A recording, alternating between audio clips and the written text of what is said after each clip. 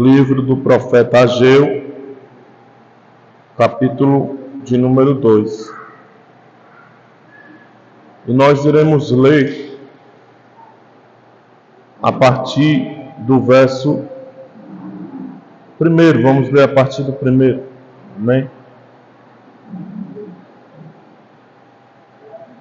Quem achou, diga amém. Quem não achou, diga escola B.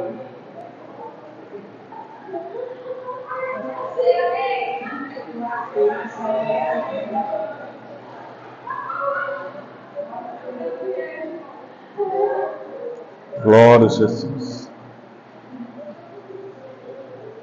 Diga comigo, a glória do segundo templo. No 7º mês, ao 21º dia do mês, veio a palavra do Senhor por intermédio do profeta Ageu, dizendo: Fala agora a Zorobabel, filho de Sealtiel, governador do Judá, e a José, filho de Josadaque, sumo sacerdote, e ao restante do povo, dizendo: Quem há entre vós que, tendo ficado, viu esta casa na sua primeira glória? E como a vedes agora, não é esta como nada diante dos vossos olhos, comparada com aquela? Ora, pois esforça-te, Zorobabel, diz o Senhor, e esforça-te, Josué, filho de Josadaque, sumo sacerdote, esforça-te, todo o povo da terra, diz o Senhor, e trabalhai, porque eu sou convosco, diz o Senhor dos exércitos, segundo a palavra da aliança que fiz convosco, quando saíste do Egito. O meu espírito permanece no meio de vós, não temais, porque assim diz o Senhor dos exércitos: ainda uma vez, daqui a pouco, farei tremer os céus e a terra, o mar e a terra seca, e farei tremer todas as nações, e virão coisas preciosas de todas as nações, e encherei esta casa de glória, diz o Senhor dos exércitos. Minha é a prata e meu é o ouro, disse o Senhor dos exércitos. A glória desta última casa será maior do que a da primeira, diz o Senhor dos exércitos, e nesse lugar darei paz, diz o Senhor dos exércitos. Amém? Os que estiverem em pé, podeis assentar. Fique orando ao Senhor, e que o Senhor ele nos dê uma interpretação nessa noite do ensino da sua palavra. Irmãos, essa passagem bíblica foi uma grande revelação que Deus ele mostrou ao seu povo, à sua igreja na época, através do profeta Ageu. E diz as Escrituras que essa revelação foi uma revelação repreensiva. Deus queria de alguma forma repreender aquele povo naquele momento a respeito de como estava a situação da sua casa. De verdade, no primeiro capítulo, após o versículo de número 4, o Senhor falando através do profeta, se você estiver acompanhando, ele diz: porventura é para vós tempo de habitar nas vossas casas forradas, enquanto essa casa fica deserta? Ele disse para o seu povo. Porventura, então, explicando mais simples, audível, para que você venha entender, porventura é tempo de vocês estar nas suas casas, tendo tudo o que precisa, e a minha casa está passando grandes necessidades? Então essa palavra, irmão, foi diretamente ao coração daqueles que estavam na frente da obra.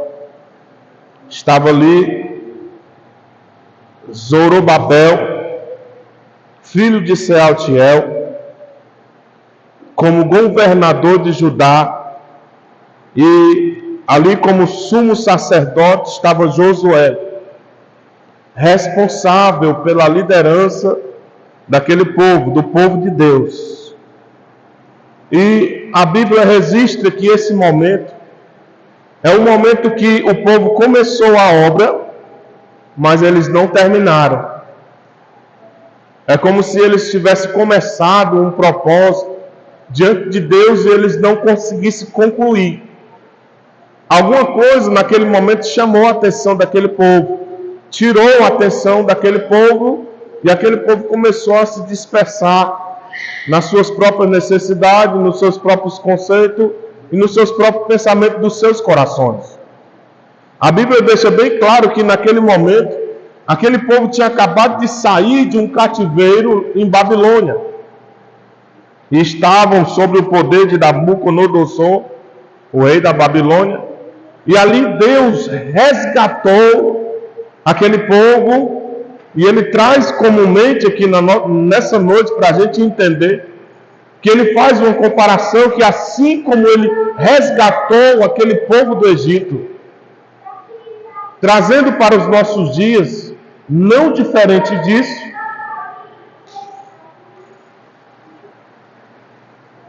trazendo para os nossos dias, não diferente disso, ele também nos resgatou. Ele nos tirou de uma condição que nós nos encontrávamos presos. Porque, na verdade, nós éramos presos. Nós estávamos presos aos nossos próprios desejos, aos nossos vícios,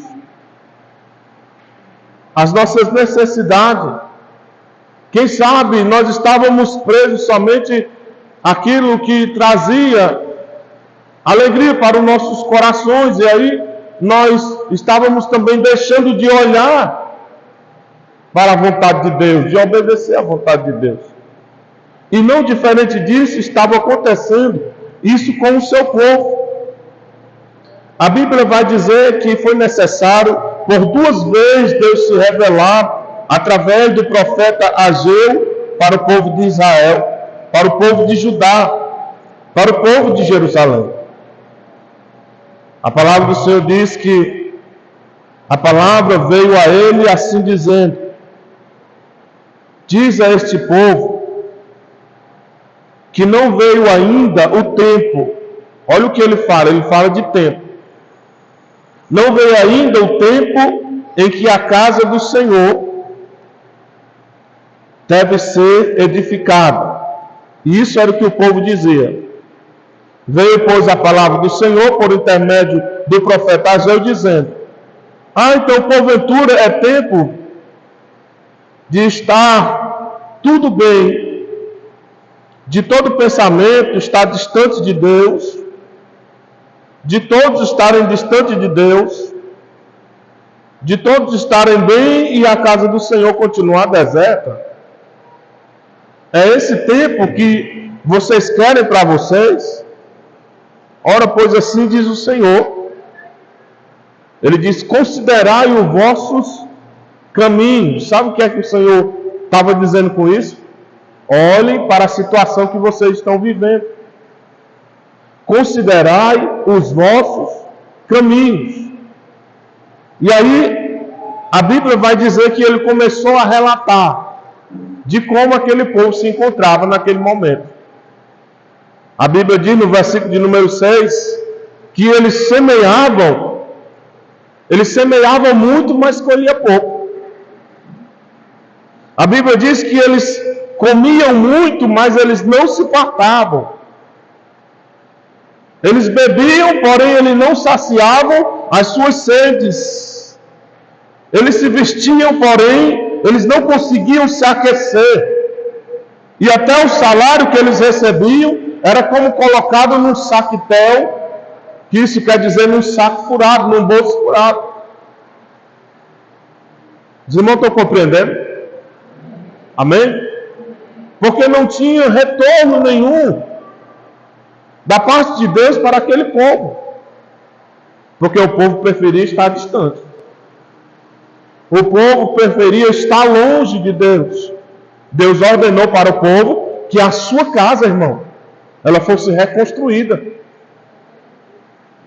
E nessa noite, trazendo para nós aqui nesta noite, essa reconstrução não é uma reconstrução material.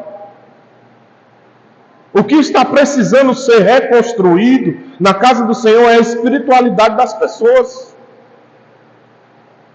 É as pessoas entender que elas precisam começar tijolo por tijolo, etapa por etapa, porque elas precisam crescer.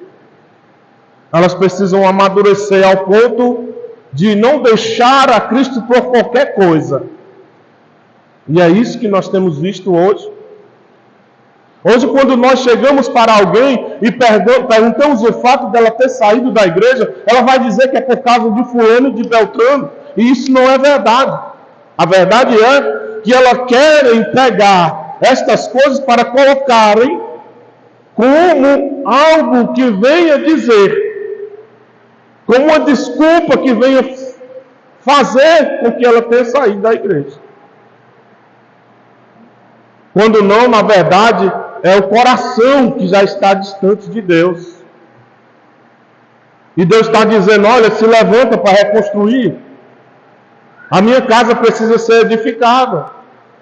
E aí, cada vez mais, essa pessoa, esse indivíduo, ele começa a fazer tudo ao contrário daquilo que Deus quer. E o que é que acontece? A sua vida, irmão, ao invés de prosperar, ela começa a minguar. E você tem que saber disso, porque Deus não quer que você passe por isso. Mas a vida dessa pessoa começa a minguar. O devorador começa a tomar. O diabo começa a ganhar espaço. Ele começa a ver brechas e ele começa a entrar e começa a fazer destruição. Ao ponto de mudar a vida das pessoas, o caráter das pessoas no que se diz respeito a serem pessoas de Deus. Há uma mudança. E eu vejo através desse texto que Deus, como foi louvado nessa noite, Deus quer fazer algo novo, irmão. Ou não quer? Mas Deus só vai fazer esse algo novo quando nós cooperarmos para isso. Quando a gente começar a se levantar e começar a tomar nas nossas mãos essas ferramentas para que a gente possa participar desse crescimento. Eu acho que Deus, ele se indignou quando ele começa a mostrar a sua casa como era, escute, e a sua casa como está. Eu quero que você saia daqui entendendo, que você aprenda nessa noite através da palavra, que eu não estou falando de estrutura física. Eu estou falando do espiritual, de pessoa para pessoa. Eu estou falando de vida de fé. De você levar sobre a sua vida o nome de Cristo, sendo um cristão, e você muitas vezes não está se comportando como um cristão. Isso tem uma grande importância, irmão. Por quê? Porque as coisas novas, elas começam a acontecer a partir do momento que as nossas atitudes também são novas. Se a gente continuar tendo as mesmas atitudes, nós vamos ser as mesmas pessoas. Ele diz aqui na sua palavra, e aqui ele está fazendo, na verdade, uma pergunta. De quem viu essa casa na sua primeira glória? Ele pergunta ao seu povo, aqui na sua palavra. Ele diz, quem de vós viu essa casa na sua primeira glória? No versículo de número 3. E tem mais. Quem há entre vós que tendo ficado? Porque só quem vê as coisas é quem fica. Quem sai da posição, irmão, perde toda a visão. Quem deixou de vir hoje, perdeu o ensinamento da palavra. E não vai voltar mais, não. Porque essa palavra aqui nunca ela vai se repetir.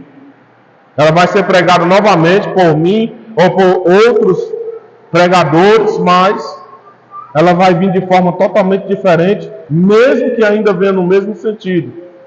Por isso ele pergunta: dos que ficaram, quem viu esta glória na sua primeira? Quem viu esta casa na sua primeira glória? Ele estava falando, irmão, de uma glória grande, de algo maravilhoso, de algo que satisfazia a Ele próprio, a Deus. A igreja do Senhor, um dia, ela satisfez a Deus ao ponto de Deus olhar para a sua igreja e magnificá-la, assim como Ele fez com Jesus.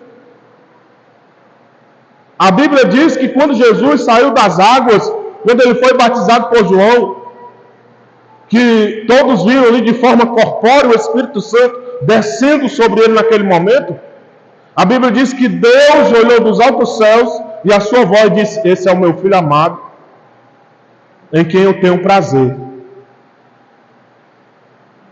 Só que a gente está falando de uma glória passada, uma glória que já se foi, que a gente viveu essa glória, quem teve o prazer 10 anos atrás e hoje não se vive mais. Por quê? Deus mudou? Quero ouvir você. Deus mudou? Deus mudou? Quem muda somos nós, irmão.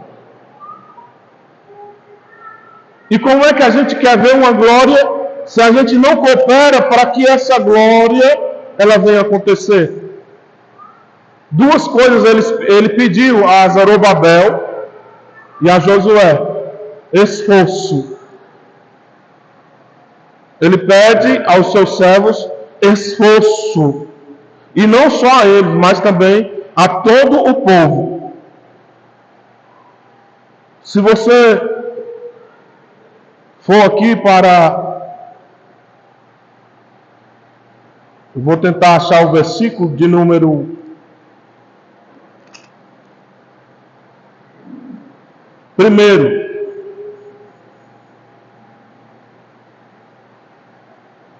do primeiro capítulo, ele diz assim para Zorobabel e Josué, o sumo sacerdote: no segundo ano do rei Dário, no 6º mês, no primeiro dia do mês, veio a palavra do Senhor por intermédio do profeta Ageu. E essa palavra veio a Zorobabel e ao governador e ao sumo sacerdote Josué. E ela disse assim: assim fala o Senhor dos Exércitos. Este povo diz, é o povo que está falando, não está ainda no tempo em que a casa do Senhor precisa ser edificada. Agora ele responde a Zorobabel e a Josué para que eles viessem se esforçar, para que eles viessem se entregar para essa obra, para que verdadeiramente essa obra viesse crescer. Capítulo 2, verso 4. Ora, pois, esforça-te, Zorobabel, diz o Senhor, e esforça-te, Josué, filho de Josadaque, sumo sacerdote. Terceira coisa: esforce-se todo o povo da terra.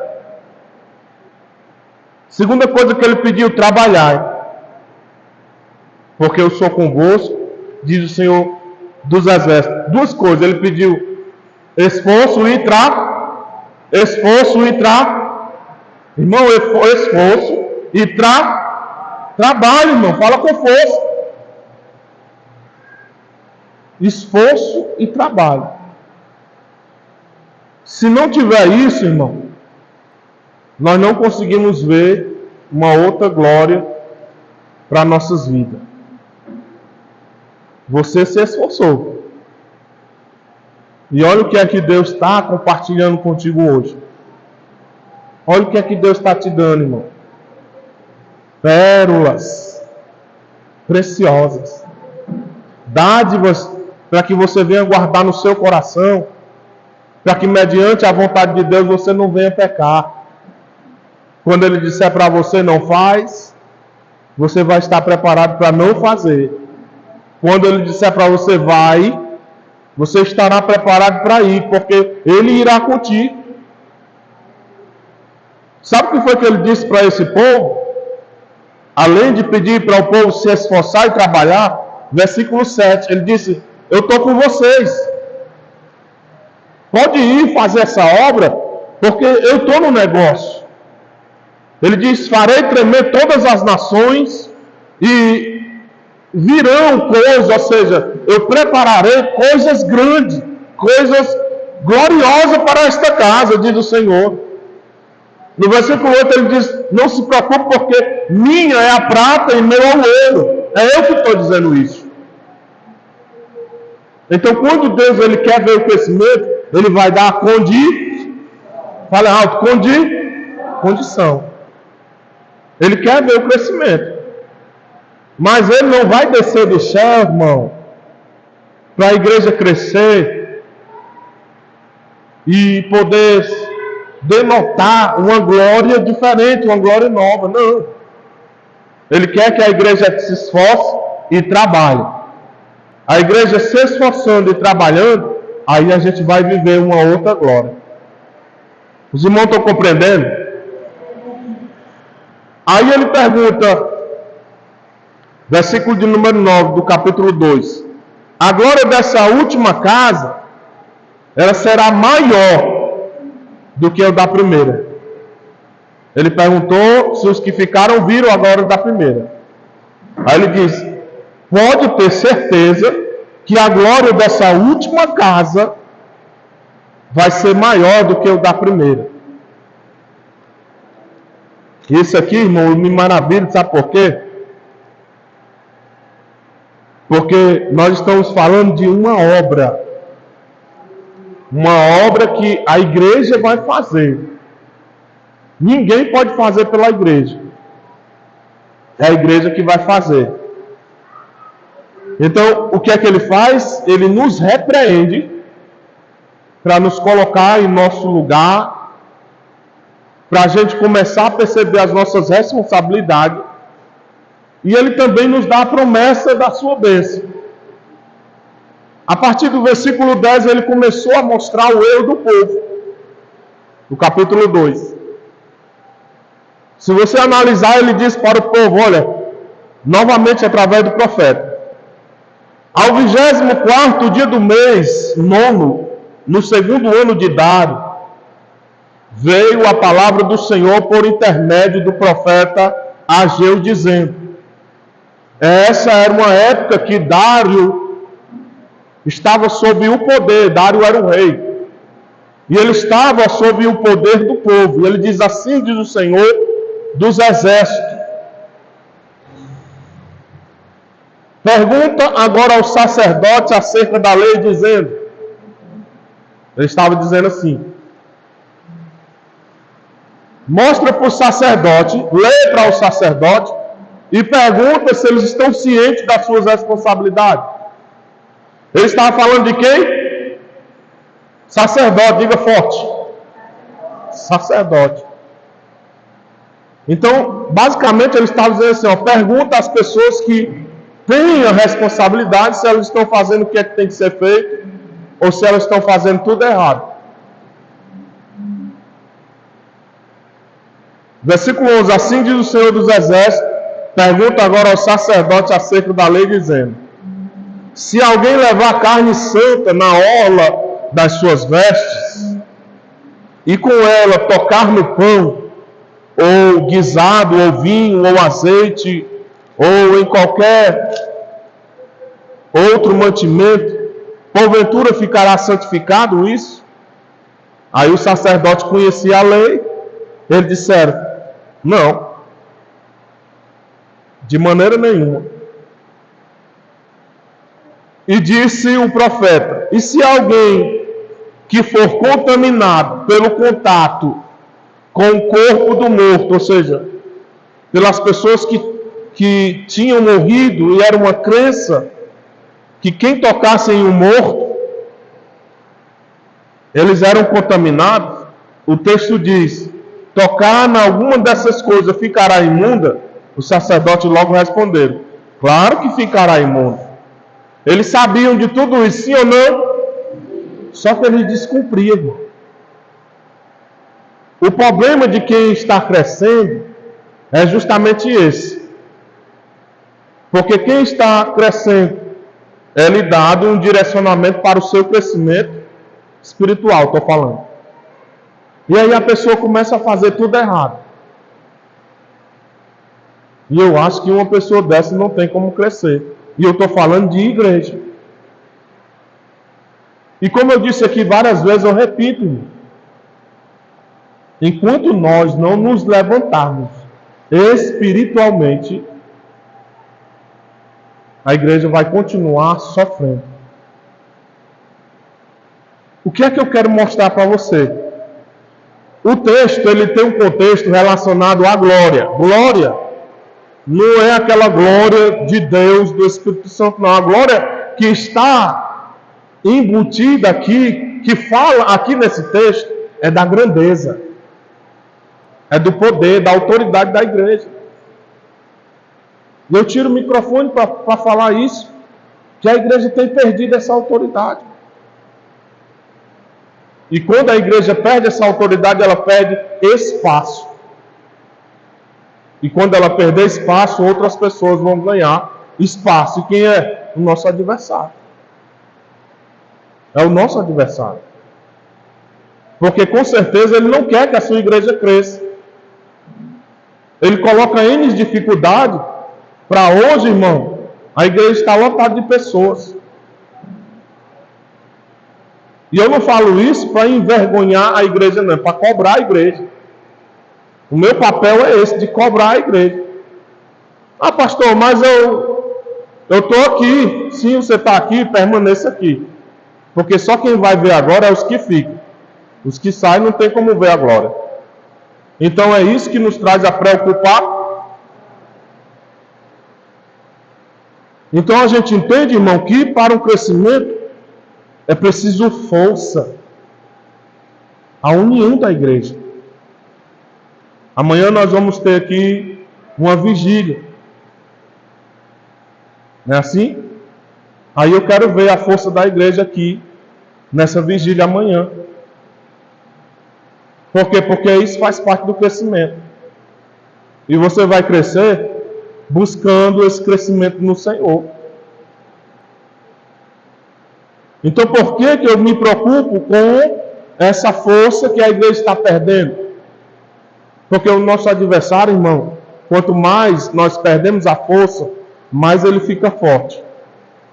Há um texto que diz: escute, se te mostrares frouxo, se te mostrares fraco, frouxo, no dia da batalha, a tua força será pouca. É a Bíblia que diz isso aqui. Se a gente não se prontificar como igreja e não crescermos, levantarmos espiritualmente, nós vamos cada dia ficar mais fracos, porque estaremos cada dia distantes da vontade de Deus. O descumprimento da palavra de Deus nos torna pessoas fracas, porque nós ficamos longe dele, sim ou não? Sim, irmão. Nessa Bíblia aqui está escrito que quando nós viramos o rosto para ele, ele vira as costas para nós. Ele envia um profeta no meio do seu povo e diz: olha, eu não estou satisfeito com a condição que a minha casa está. E quando eu falo isso, eu falo de igreja, de espiritualidade da igreja.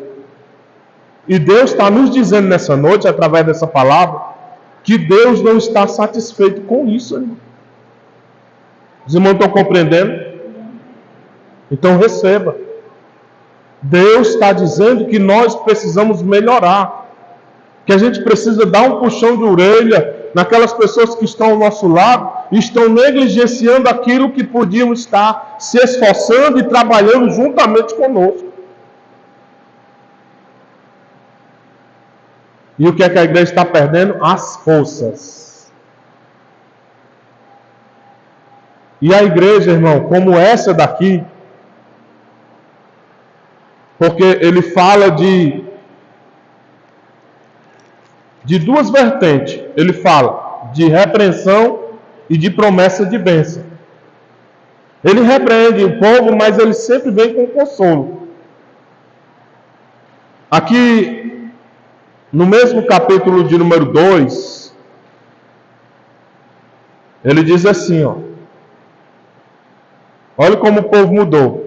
E, versículo 13. E disse a Ageu, profeta, se alguém que for contaminado pelo contato do corpo, continuando, tocar em alguma dessas coisas, ficará ela imunda. E os sacerdotes responderam, sim, ficará imunda. Então respondeu Ageu dizendo, assim é este povo, e assim é esta nação diante de mim.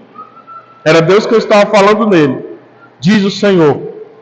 E assim é toda a obra das suas mãos, e tudo o que ali oferecem, isso é imundo. Ou seja, chega um momento, irmão, que tudo que as pessoas começam a oferecer para Deus, infelizmente não é mais aceito. E aí as pessoas começam a se enganar a si mesmas, porque elas pensam estar agradando a Deus e não estão. Tem uma coisa que eu costumo dizer nas doutrinas, nos meus sermões, é que muita gente, escreva isso aí na sua agenda, muita gente vai perder a salvação. E eu estou dizendo isso basificado aqui na Bíblia, não são minhas palavras não. Muita gente vai perder a salvação por não dar crédito à palavra de Deus. Isso aqui está escrito no Salmo 119. Se você ler o Salmo 119, você vai ver a importância da palavra de Deus para a igreja. Muita gente vai perder a salvação por causa disso aqui, irmão. Porque ela era para estar juntamente conosco aqui, guerreando, batalhando com as mãos na ferramenta e construindo para que espiritualmente essa obra viesse crescer. Sim ou não? Estou errado, sim ou não? Estou certo. Principalmente os sacerdotes e os sumos sacerdotes. E aí, no versículo 15, ele diz assim: agora, pois, é quando as pessoas começam a mudar a sua concepção. Agora, pois, eu vos rogo, considerai isto. Desde esse dia em diante, antes que se lançasse pedra sobre pedra do templo do Senhor, antes que sucedessem essas coisas, vinham alguém a um montão de grão de 20 medidas e havia somente 10. Quando vinham ao lagar para tirar 50, haviam somente 20. Feri-vos com queimadura, e com ferrugem, e com saraiva, e em todas as obras das vossas mãos, e não houve entre vós quem voltasse para mim.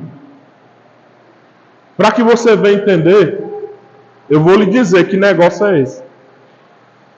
Que o Senhor feriu, irmão. O Senhor cobrou dessas pessoas. Mas ainda assim eles não se voltaram para Deus. Mais uma vez ele pede para essas pessoas considerar a sua situação. Ele diz, olha para a situação que vocês estão. Vocês estão mortos espirituais. Considerai, pois, vós, rogo, desde esse dia em diante, desde o 24º dia do mês, 9º, e desde o dia em que se fundou o templo do Senhor, considerai essas coisas, meu povo. Faz tempo. Faz tempo que a igreja está nessa situação. Faz tempo que as pessoas continuam empurrando as coisas com a barriga, irmão. Faz tempo que o sol nasce e se põe e as pessoas continuam da mesma forma. Agora nós podemos dar um glória a Deus? Porque é verdade, irmão. Mas a misericórdia de Deus é grande. Olha o versículo de número 20 até o 23. E veio a palavra do Senhor outra vez, pela segunda vez, aos 24 dias do mês, até a data é marcada para que a gente não possa se esquecer. Fala a Zorobabel, governador de Judá. Diz para ele: farei tremer os céus e a terra, e transtornarei o trono dos reinos, ou seja, dos seus inimigos, e destruirei a força dos reinos dos gentios, e transtornarei os carros e os que neles andam, e os cavalos e os seus cavaleiros cairão, cada um pela espada do seu irmão. Olha só, naquele dia, diz o Senhor dos exércitos, tomar-te-ei, ó Zorobabel, servo meu, filho de Sealtiel, diz o Senhor, e far-te-ei como um anel de selar, porque te escolhi, diz o Senhor dos exércitos. Isso aqui é maravilhoso. Então a obediência de Zorobabel o fez ser comparado a um anel de selar, a algo de honra, a algo de peso, de poder na época, a um instrumento que era usado e simbolizava o poder de todo o reinado, de toda a realeza. E ele recebeu de Deus essa autoridade. Quando? Quando ele passou a obedecer à vontade de Deus. Então, irmão, quando é que nós vamos passar a obedecer à vontade de Deus? Essa palavra é até forte, mas eu preciso dizer, irmão, quando nós começar a sentir as nossas misérias. Não é forte, né, irmão? Imagine quando Deus levantava um profeta para falar assim, porque a situação do povo já estava de uma forma insuportável. É provável que ninguém queria mais obedecer a Deus. Ninguém queria mais honrar a Deus com o seu esforço e com o seu trabalho. Nisso, sabe quem é que ia aparecendo? A casa de Deus. Por isso que ele disse: então quer dizer que vocês estão dizendo que é o tempo de vocês ficar em casa, com as suas casas forradas, ou seja, com tudo que vocês precisam, e a minha casa está deserta? Não.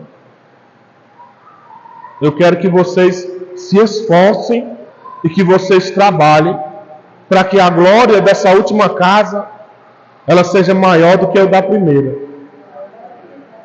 Porque quando a gente ouça essa palavra, irmão, especificamente essa passagem bíblica, a gente só ouça bênção. E a gente sempre deu os glória e os pulos mais altos.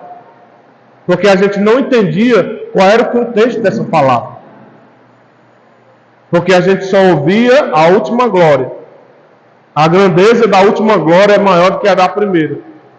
Irmão, se nós não se prontificar, a casa vai continuar do mesmo jeito. Repito, espiritualmente falando. Se nós não se posicionar, se nós não começar a guerrear, não tomar os instrumentos nas nossas mãos e começar a fazer essa obra, quando eu falo isso, eu estou generalizando. A obra vai continuar do mesmo jeito. Os irmãos estão compreendendo? Então hoje é um dia que Deus ele quer fazer uma coisa nova. Deus quer mudar a cena. E Ele vai fazer o impossível, vai fazer uma roda grande girar dentro de uma roda pequena. Vai fazer um reboliço, irmão, aqui na terra. Você crê nisso? Então, isso é crescimento. Crescimento espiritual. Isso é uma nova glória para a vida da igreja. Repito, não estou falando de estrutura física. O que a gente tem aqui já é o suficiente.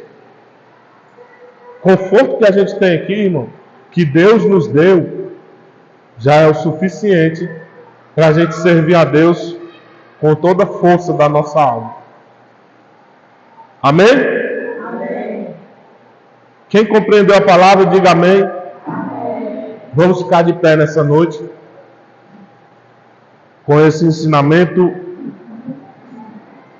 Pedimos a graça de Deus